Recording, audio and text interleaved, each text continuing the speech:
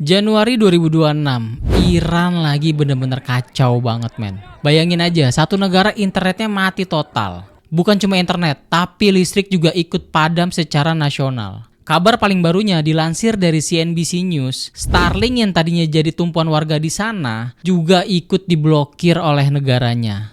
Jadi bener-bener blind aja gitu, buta, nggak bisa akses apa-apa. Menurut info yang gue dapet, langkah ekstrim ini sengaja diambil buat matiin pergerakan massa. Jadi sekarang lagi ada demo gede-gedean di sana yang nuntut buat gulingin rezim di bawah pimpinan tertinggi Ayatollah Ali Khamenei. Pemerintah kayaknya mau nyabut kabel komunikasi biar rakyatnya nggak bisa koordinasi. Pertanyaannya, apa yang sebenarnya lagi terjadi di sana sampai sebegitunya? Kita bahas secara lengkap semuanya di Kronotopi.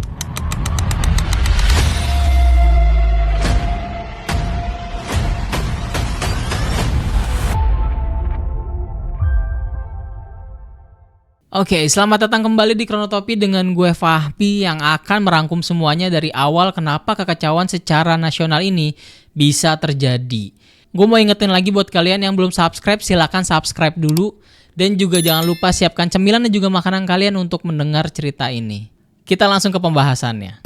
Jadi pemicu utamanya itu adalah kalkulasi dari masalah ekonomi yang udah benar-benar di luar nalar. Yang pertama, kondisi di Teheran itu sebenarnya belum pulih total gara-gara dampak perang 12 hari sama Israel bulan Juni 2025 lalu. Tekanan ekonomi kian berat sejak September setelah PBB kembali memberlakukan sanksi terhadap Iran terkait program nuklirnya. Kondisi tersebut mendorong nilai tukar rial Iran anjlok tajam dan kini diperdagangkan di atas 1,4 juta rial per dolar Amerika Serikat.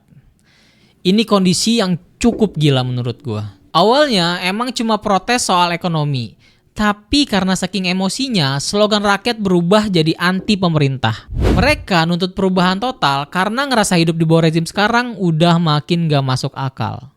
Dan ternyata kekacauan di Iran ini gak cuma jadi urusan internal mereka, tapi udah mulai narik perhatian dunia. Dan lagi-lagi yang disebut polisi dunia, Amerika ikut campur dalam hal ini.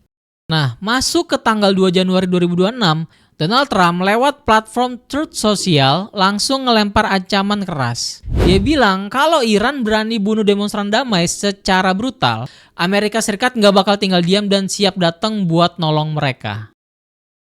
Jadi ini bukan gertakan biasa. Masalahnya ancaman ini keluar cuma selang beberapa bulan setelah pasukan AS ngebom fasilitas nuklir Iran. Trump bahkan terang-terangan bilang kalau AS sekarang dalam posisi siap tempur sepenuhnya. Di saat yang sama, data dari kumpulan hak asasi manusia atau HRANA nyebutin kalau demo udah nyebar ke lebih dari 100 lokasi di 22 provinsi.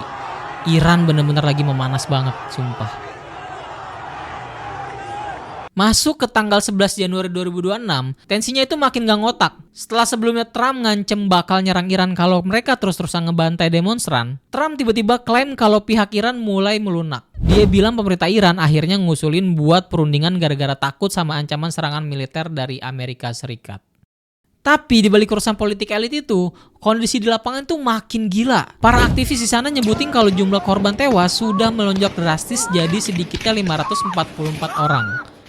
Nah, besoknya tanggal 12 Januari 2026, pemerintah Iran kayak mau nunjukin kalau mereka masih punya taring. Mereka ngarahin puluhan ribuan massa pro pemerintah buat turun ke jalan sebagai aksi tandingan. Tapi kenyataan di sisi lain gak bisa dibohongin. Di tengah klaim dukungan itu, jumlah korban tewas dari pihak demonstran anti pemerintah terus bertambah sampai menyentuh angka 646 orang. Bayangin aja, cuma beda sehari, 100 orang lebih nyawanya melayang.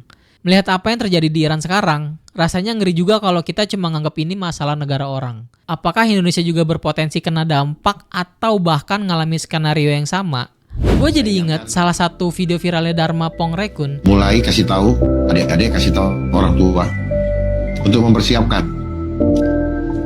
keadaan darurat dadakan selama 7 hari. Bagaimana bertahan selama 7 hari? Dia pernah ngingetin buat mulai nyiapin dana cash dari sekarang. Kenapa? Karena menurut dia akan ada momen di mana listrik mati selama 7 hari dan otomatis internet pun ikut lumpuh total. Skenarionya mirip banget sama apa yang lagi dialami rakyat Iran hari ini. Blackout nasional. Gimana pendapat kalian tentang hal ini? Apakah itu cuma sekedar teori atau kita memang harus mulai waspada? Tulis opini kalian di kolom komentar. Jangan lupa klik subscribe buat terus update info perkembangan terbaru dari Iran di video selanjutnya. See you on the next curious case. Bye.